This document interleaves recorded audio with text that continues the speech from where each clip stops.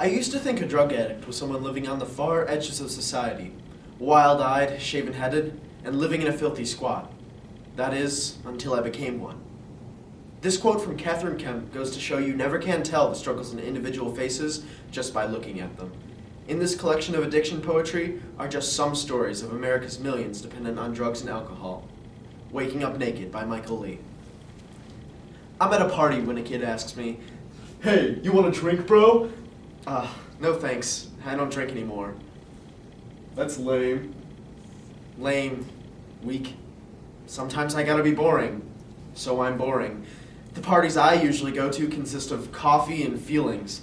A few times a week we sit in a circle and try to piece our lives together. We don't remember them so clearly. Besides, one time, when weighing only 130 pounds, I killed a bottle of Jack Daniels in 30 minutes. The next morning, I woke up in the backseat of my car naked and neck deep in leaves. I'm allergic to alcohol. Every time I drink, I break out in handcuffs. I crap on the living room carpet and kick down a door. To date, I've put 3 cats on a treadmill, 1 dog in a cupboard. Do not call me boring, sir. Once, I forgot where my house was. I was escorted home by strangers carrying 50 cookies and an umbrella, butt naked. But one time, I headbutted my best friend so hard, I shattered his nose. And one time, I took more pills than I can remember, and accepted I'd be dead within the hour. Don't you dare call me weak! I have swallowed more pints of regrets than you pump blood through your body. Tell my father it was boring to look his only son in the eyes, tell him if he drank one more time, he would not be welcome in this house. Tell my mother I am weak. She failed to hold back tears, driving me home from the psych ward. She would see her son handcuffed to an emergency room bed. She spent 4 years praying for my sobriety nightly. You will not take this from her. If you offer me a shot, there better be a trigger involved. The strongest I have ever felt was the first time I said no to a drink. I have said no every morning since September 28th, 2009. I say no 18 times before breakfast, 1 for every step it takes me to get from my bedroom to the fridge. I say no 10 times before work, 1 for every billboard that tells me I was stronger when drinking. I have said no more times than I can count, 1 for every night my family lay awake, trying not to imagine my headstone. You asked me the question. I do not hear the words you're saying.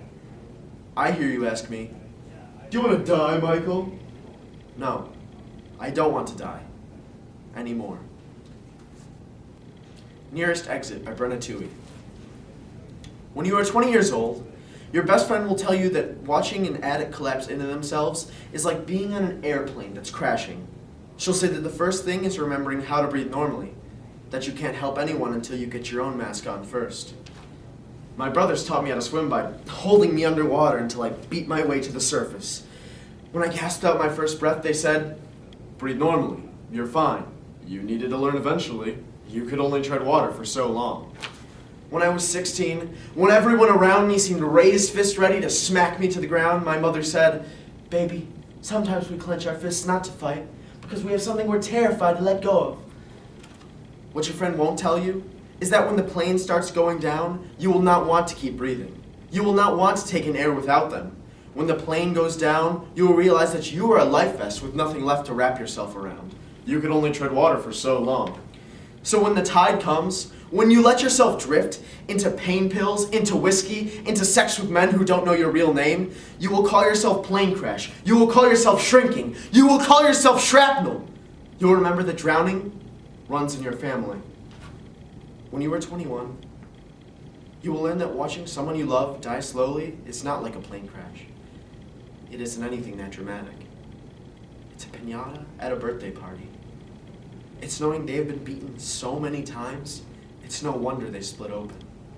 It was only a matter of time before everything inside their chest started pouring out. When you are 21 years old, you will learn that sometimes you fight with absolutely everything you have and lose.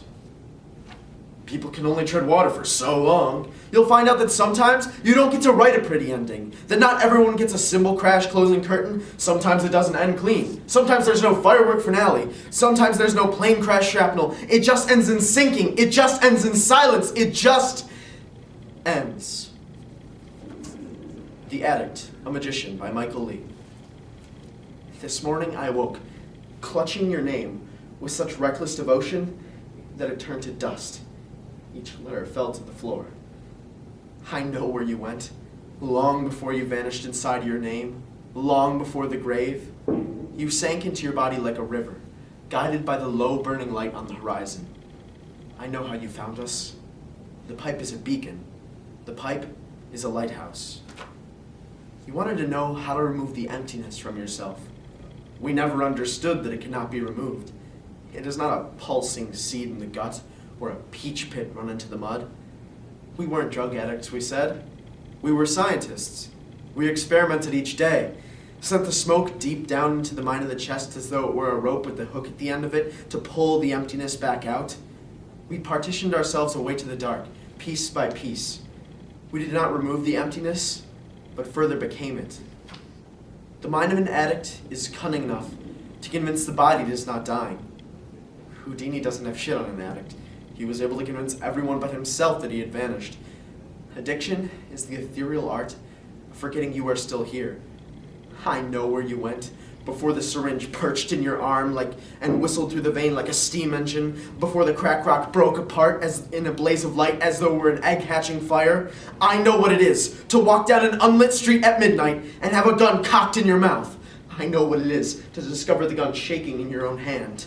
The most dangerous neighborhood is the one in your own head. This is a game of masks, a Rorschach test of the mind. Question: what do you see? Anything I want. That is the magic of perception.